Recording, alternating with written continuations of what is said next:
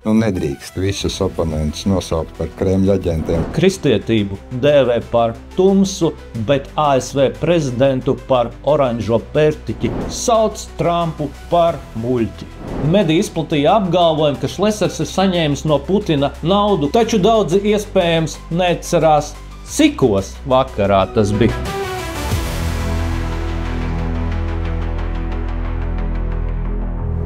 Valsts prezidents Rinkēvičs ir aicinājis nesaukt visus oponentus par Kremļa aģentiem. Nedrīkst visus oponentus nosaukt par Kremļa aģentiem vai Kremļa apstulbotiem, ja tev ir vienkārši varbūt cits viedoklis. Tikmēr toni Latvijas medijos turpina noteikt žurnālisti, kas kristietību dēvē par tumsu, bet ASV prezidentu par oranžo pērtiķi un muļķi. Juris Kaža un Kārlis Streips. Abi ārzemju latvieši, kas kādreiz ieradušies mācīt mūs, kā dzīvot. Ko Kaža Delfos pirms 2 dienām raksta? Latvijai tuvojas ne tikai parastā ziemas tumsa, tuvojas Ziemassvētki. Tumsa. ASV zem Trumpa ar uzviju uzbangojas labējais, reliģiski konservatīvais vilnis, kas iezīmējas Latvijas konservatīvo, slēpti kristīgo nacionālistu centienos. Iedomājieties, kristietība Kažam ir tāds ļaunums, kas kaut kur slēpjas, slēptais kristietis. Cik briesmīgi. Un šis cilvēks ir viens no vadošajiem Latvijas žurnālistiem, kas izceļas ar to, ka nereti komentē arī LPV ierakstus. Turklāt diezgan odiozā veidā, ko Juris Kaža raksta zem mana ieraksta.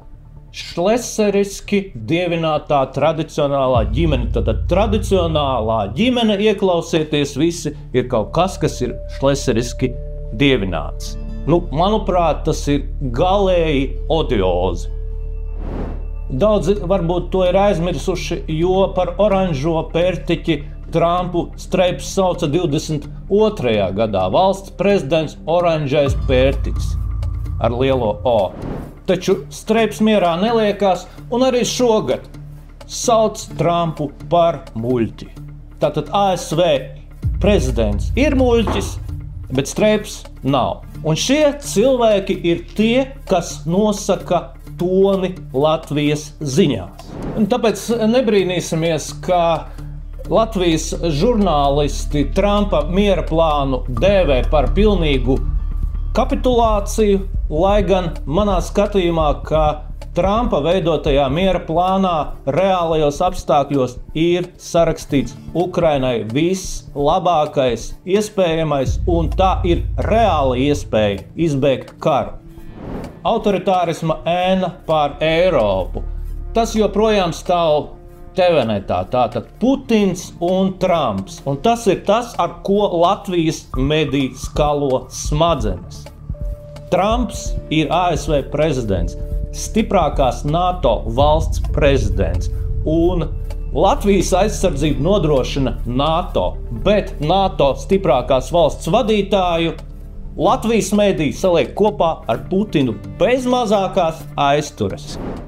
Protams, atkal, tāpēc, ka Latvijas medijiem ir lieli iespaidotāji. Ja Rinkēvičs aicina nesaukāt visus par Kremļa aģentiem, tad bijusī valsts prezidenta Vairavīķa Freiberga gluži pretēji apgalvo, ka jebkurš deputāts, kurš balsos par Stambulas konvencijas atcelšanu, tātad ir Putina propagandas iespaidots.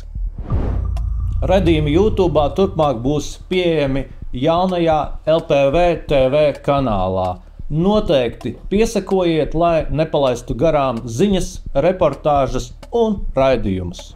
Tāpēc nav brīnums, ka neskatoties uz Rinkēviča aicinājumu, progresīvā ministre Agnes Lāce joprojām grib apsaukāties. Tas, ka mēs norādījām uz Kremļa naratīviem līdzīgiem apgalvojumiem, kas izskanēja tajā skaitā Latvijas parlamentā, Protams, bet tās paralēles jau nevar noliegt. Tas nenozīmē, ka mēs saucam cilvēkus par Kremļa aģentiem, bet norādam uz šīm paralēlēm. Tātad mēs nesaucam cilvēkus par Kremļa aģentiem, bet mēs tomēr viņus saucam par Kremļa aģentiem. Pareizi, Lācis kundze. Tātad jūs joprojām turpināt apgalvot, ka tradicionālās ģimenes aizstāvi ir Kremļa naratīvā. Noteikti daudzi atcerās, ka pirms iepriekšējām vēlēšanām pēdējā vakarā mediji izplatīja apgalvojumu, ka Šlesers ir saņēmis no Putina naudu, kas vēlāk, protams, neapstiprinājās. Taču daudzi iespējams neatcerās, cikos vakarā tas bija. Skatieties, 21, 23, 21, 17. Tātad pēc 9 vakarā pirms vēlēšanām tiek izplatīti šādi paziņojumi. Vai tā nav tieša vēlēšanu ietekmēšana vismanipulatīvākajā veidā, kādu mēs tagad visu laiku redzam, ar epitetiem un ar apgalvojumiem par Kremļa un Putina ietekmēm? Tātad jūs esat jau pamanījuši. Visus, kas nepiekrīt kreisajiem, viņi sauc par Kremļa aģentiem, putinistiem, populistiem, galēji labējiem un autoritāriem. Man pieredze ar latviešu filmu veidotājiem ir tāda, ka viņi ir viena no labākajiem cilvēkiem, ar kuriem man ir bijusi iespēja sadarboties globāli. Diemžēl pasaule to neredz.